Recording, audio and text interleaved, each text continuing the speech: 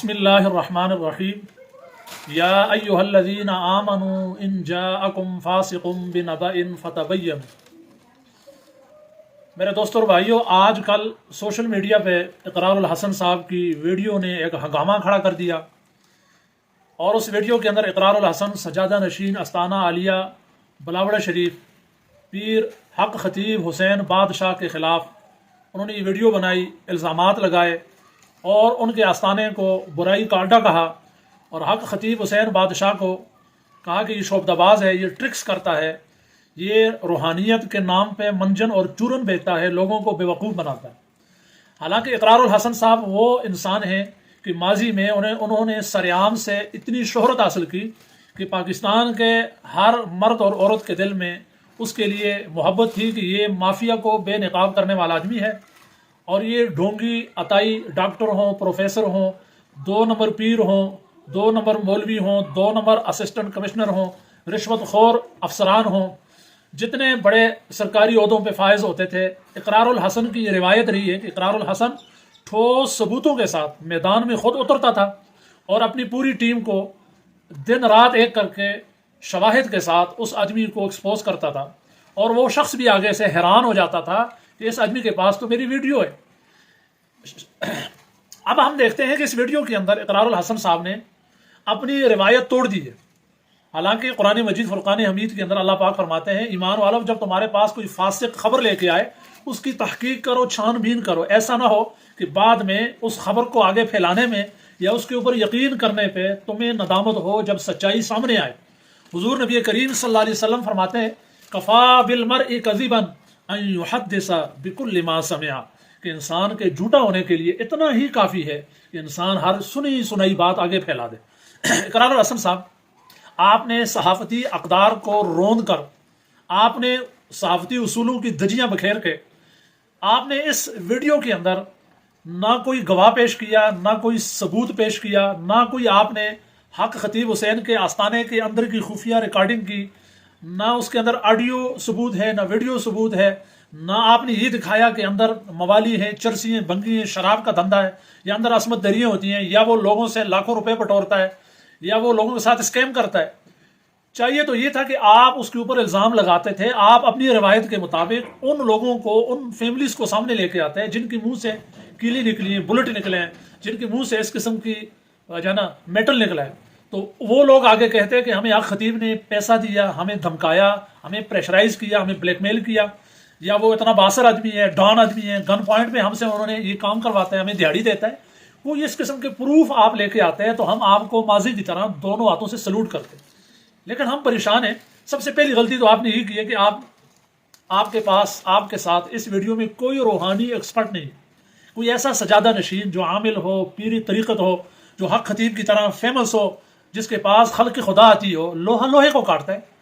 آپ کے پاس کوئی ایسا آدمی بھی نہیں تھا۔ آپ یہ اپنا مقدمہ اس کے پاس رکھتے، وہ آپ کو بتاتا کہ بھائی یہ کرامات نہیں ہے، یہ ڈھونگ ہے، یہ مداری ہے۔ آپ خود ہی جج بن گئے۔ صحافتی اقدار، جہاں تک ہمارا نالج ہے کہ صحافت ریاست کا چوتھا ستون ہوتا ہے، صحافی معاشرے کی تیسری آنکھ ہوتا ہے، اور صحافی غیر جانبدار ہوتا ہے، کبھی بھی صحافی فیصلہ نہیں کرتا۔ صحافی اپنا تحقیقاتی جو تجزیہ ہوتا ہے، اور وہ ایک خبر کی گہرائی تک جا کر تصویر کے دونوں رخ، دونوں سکے کے دونوں رخ عوام کے سامنے پیش کرتے ہیں۔ یہاں تو آپ خود ہی ایکٹر ہیں، آپ نے وگ بھی لگائی ہوئی ہے، آپ نے حق خطیب کی طرح ٹوپی پہنی ہوئی ہے، اور آپ کہہ رہے ہو یہ ٹرکس ہے، اور وہ ٹرکس بھی آپ نے نہیں کر کے دکھائی۔ آپ سے تو وہ مداری اچھے ہیں، کراچی کے، لاہور کے، پنڈی فیصل آباد کے، کہ جو ایک کبوتر دکھا کے ٹوکری کے نیچے سے 3 نکالتے ہیں۔ وہی ٹرکس ہوتی ہے، اس کے اندر بھی آدمی انگلی دانتوں میں رکھ لیتے ہیں، یار یہ کیا کام کر دیا۔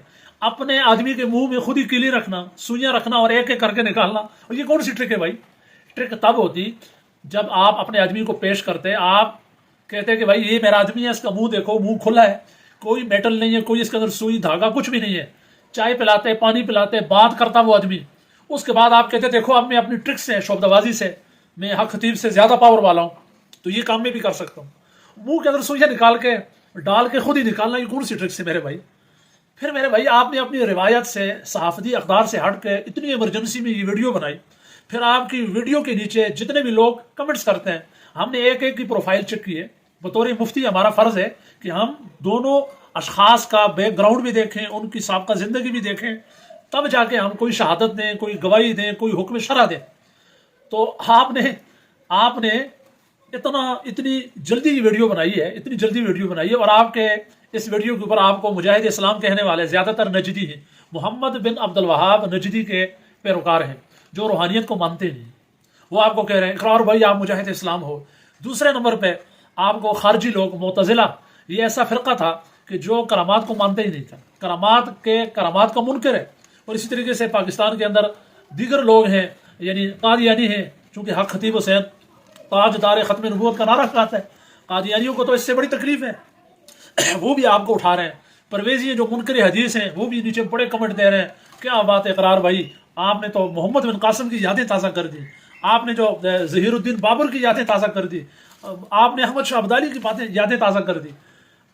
اقرار الحسن صاحب، آپ کوئی پیر نہیں ہو، اسلامی اسکالر نہیں ہو، آپ کوئی عامل نہیں ہو، آپ ایک صحافی اور اینکر پرسن ہو، اور آپ نے کبھی بھی اپنی زندگی میں یہ نہیں کہا کہ میں فلاں ایس ایچ او کو چیلنج کرتا ہوں، وہ مجھے بلائے، اسسٹنٹ کمشنر کو یا فلاں پیر کو میں چیلنج کرتا ہوں۔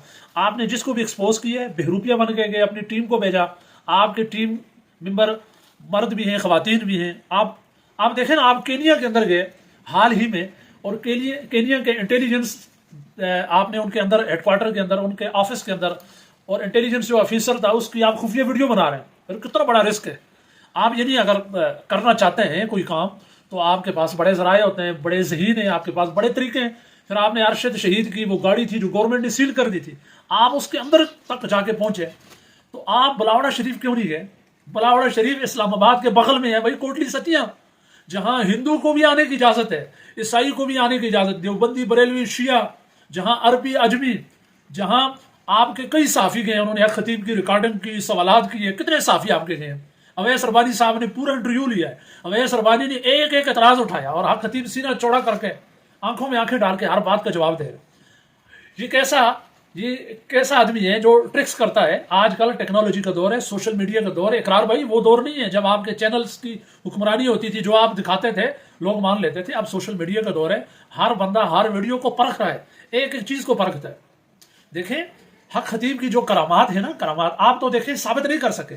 آپ کے پاس کوئی ایسی فیملی نہیں ہے، کوئی ایسے افراد نہیں ہے جو یہ کہیں کہ ہم حق خطیب کے بندے ہیں، وہ ہمیں پیسے دیتا تھا۔ ابھی تک تو وہ فیملیز سوشل میڈیا پہ سامنے آ گئی ہیں جس بہن کے منہ سے کیل نکلے تھے، اب اس کا شوہر بھی آ رہا ہے، اس کا بیٹا بھی آ رہا ہے، وہ کہہ رہا ہے کہ یہ کیل ہمارے گھر میں بھی نکلتے تھے، جب ہم بلاوڑا شریف گئے تو راستے میں بھی یہ کیل گرے، بلاوڑا شریف کے اندر بھی گئے، لنگر کے بعد بھی نکلے۔ تو وہ خود آگے کہہ رہے ہیں کہ بھائی یہ کیل ہمارے منہ سے نکلتے ہیں، تو آپ کیسے کہتے ہو کہ یہ ٹرک ہے؟ اور اس ٹرکس کو بھی آپ ثابت نہیں کر سکے، تو نتیجہ کیا نکلا؟ اب لوگوں کے ذہن میں آپ کے بارے میں یہ باتیں، یہ تشویش آ رہی ہے کہ آپ کو کوئی استعمال کر۔ دیکھیں انسان ہے، آپ ایک صحافی ہو کے اور اتنے معتبر صحافی ہو کے اسی طرح بیٹھ کے آپ کسی کے اوپر الزام لگا رہے ہیں، خود کے لیے اپنے منہ سے نکال کے، یہ کوئی طریقہ تو نہیں ہے نا۔ اب کہنے والے یہ کہہ رہے ہیں کہ اس کے پیچھے قادیانی لابی ہے، اور کچھ لوگ یہ کہہ رہے ہیں کہ اقرار الحسن صاحب کی مقبولیت کا گراف گر رہا تھا، ان کی ریٹنگ کم ہو رہی تھی، تو اس کو بڑھانے کے لیے انہوں نے کہا چلو یار پیر صاحب میں، ویسے بھی ہمارے پاکستان میں ایک طبقہ ہے چھوٹا سا جو پیروں فقیروں کو نہیں مانتا، تو بہت سارے ایسے پیر آپ نے پہلے 2 نمبر لوگ بے نقاب کیے ہیں، جس طرح 2 نمبر ڈاکٹر آپ نے کیے، اور ایک ماہر نفسیات کی ویڈیو ہم نے دیکھی ہے جو لڑکیوں کو بلیک میل کرتا تھا کہ بھائی میرے ساتھ آپ یہ کام کرو، اور آپ نے ایک وہ ویڈیو بنائی کہ ایک آدمی گدا ذبح کر رہا ہے، آپ اس کے اوپر کیمرہ لے کے پہنچ جاتے ہو۔ تو وہ اقرار الحسن جو کینیا کے انٹیلیجنس کے آفیسر کی ویڈیو بناتے ہیں، اس کے پاس بلاوڑا شریف کی کوئی ایسی اندر ریکارڈنگ نہیں ہے، کوئی ویڈیو نہیں ہے۔ اس لیے میرے بھائی آپ اس وقت ایکسپوز ہو چکے ہو کہ بھائی آپ حق خطیب کے کسی آدمی کا، کوئی آدمی آپ کو حق خطیب کا مخالف آپ کو استعمال کر رہے ہیں، یا قادیانی آپ کو استعمال کر رہے ہیں، یا آپ کو محمد بن عبد الوہاب نجدی کے پیروکار ہیں وہ آپ کے پیچھے پشت پہ کھڑے ہیں۔ اقرار بھائی کھچی رکھو، دبا کے رکھو، جو ہوگا ہم آپ کے ساتھ ہیں۔ یا کسی کی ذاتی دشمنی ہے حق خطیب حسین بادشاہ سے، ذاتی اناد ہے، تو وہ آدمی آپ کو استعمال کر لیں۔ اس لیے ہم تو کہتے ہیں یہ تو چھوٹی سی کرامت ہے بھائی۔ علامہ تاج الدین سبکی رحمۃ اللہ علیہ نے 100 کرامات لکھی ہیں طبقات الشرافیہ کے اندر، اور یہ کرامت تو کچھ بھی نہیں ہے حق خطیب کی۔ قرآن مجید فرقان حمید کے اندر حضرت زکریا علیہ السلام کا ذکر ہے، کلما دخل علیہا زکریا المحراب وجد عندہا رزقا۔ جب بھی حضرت زکریا جائے نماز پہ آتے تھے حضرت بی بی مریم رضی اللہ تعالی عنہا کے پاس بغیر موسم کے پھل، وہ کہتے تھے अन्ना लके हाजा, ये तू कहाँ से लेके आई है? क़ालत हुवा मिन इंदिल्लाह, कि ये मुझे अल्लाह ने दिए हैं।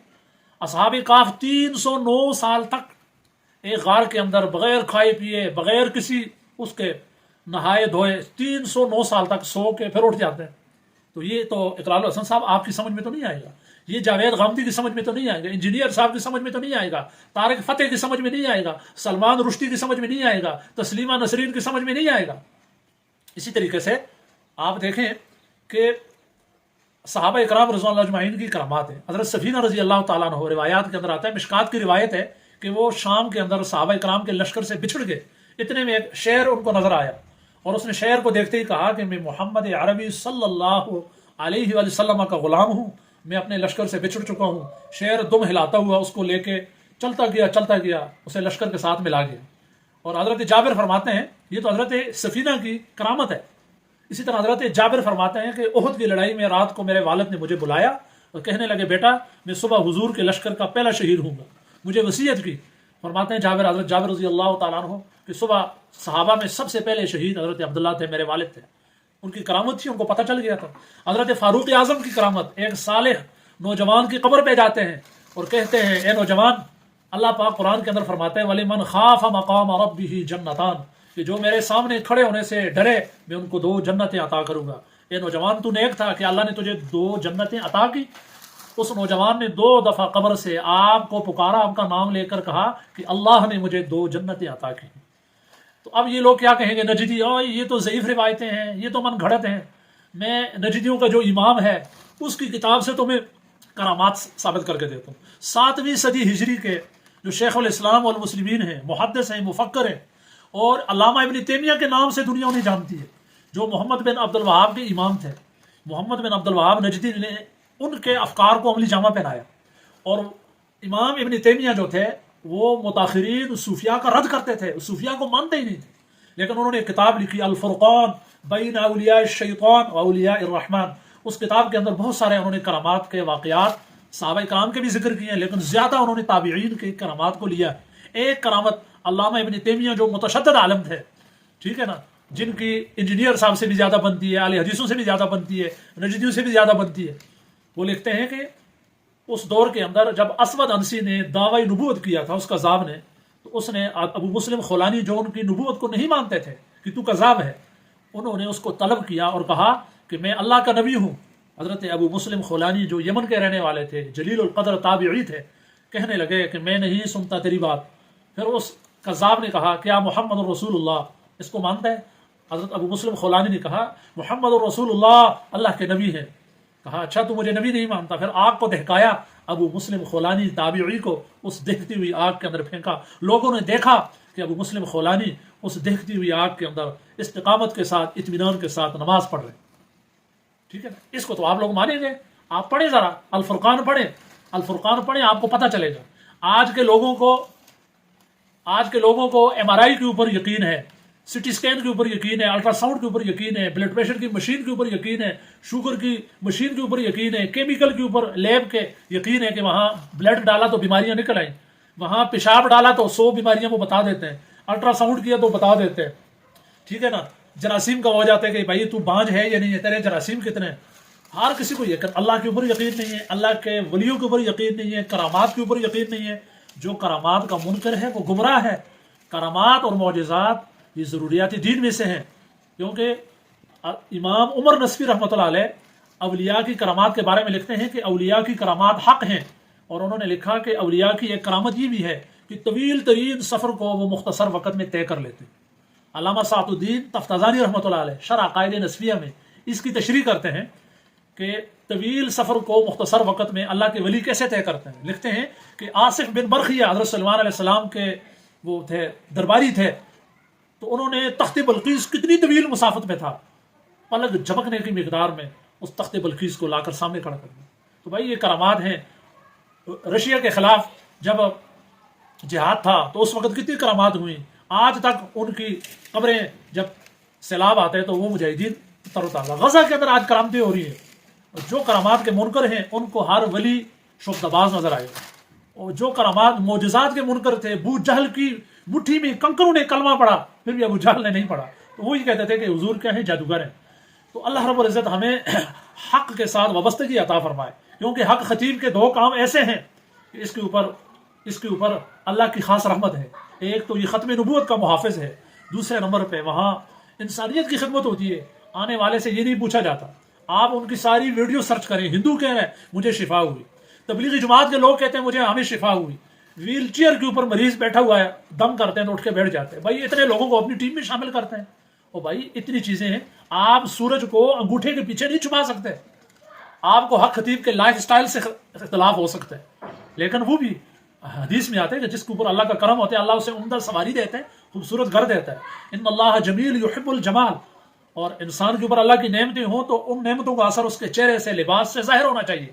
وہ اچھا لباس پہنتا ہے، اس کی کسی اور چیز سے آپ کو اختلاف ہو سکتے ہیں، لیکن ختم نبوت کا پہرے دار ہے، کوئی اختلاف نہیں، انسانیت کا خدمتگار ہے، خادم ہے، کوئی اختلاف نہیں ہے۔ اس لیے کرامات کو سمجھیں، اللہ رب العزت ہمیں حق اور سچ کے ساتھ وابستگی عطا فرمائے۔ اقرار بھائی آپ توبہ کر لیں، اگر آپ توبہ نہیں کریں گے، میری بات یاد رکھیں، واصف علی واصف فرماتے تھے جو کسی درویش اور فقیر سے، وہ درویش جہاں سے لوگوں کا فیض وابستہ ہوتا ہے اس کے ساتھ پنگا لیتا ہے نا، حضرت واصف فرماتے ہیں کہ وہ چلتی ہوئی مشین کے اندر اپنا ہاتھ دے گا، ہاتھ گیا، آپ گمنام ہو جاؤ گے، بڑے بڑے لوگ آئے چلے گئے، یہ مقبول اور مردود ہونے میں گھنٹے نہیں لگتے، راتیں نہیں لگتی، بڑے لوگ آئے، عامر لیاقت اللہ پاک کو پیارے ہو گئے، کیسے انسان تھے، کتنے لوگ وزیر اعظم تھے، قیدی تھے، آج وزیر اعظم بن رہے ہیں۔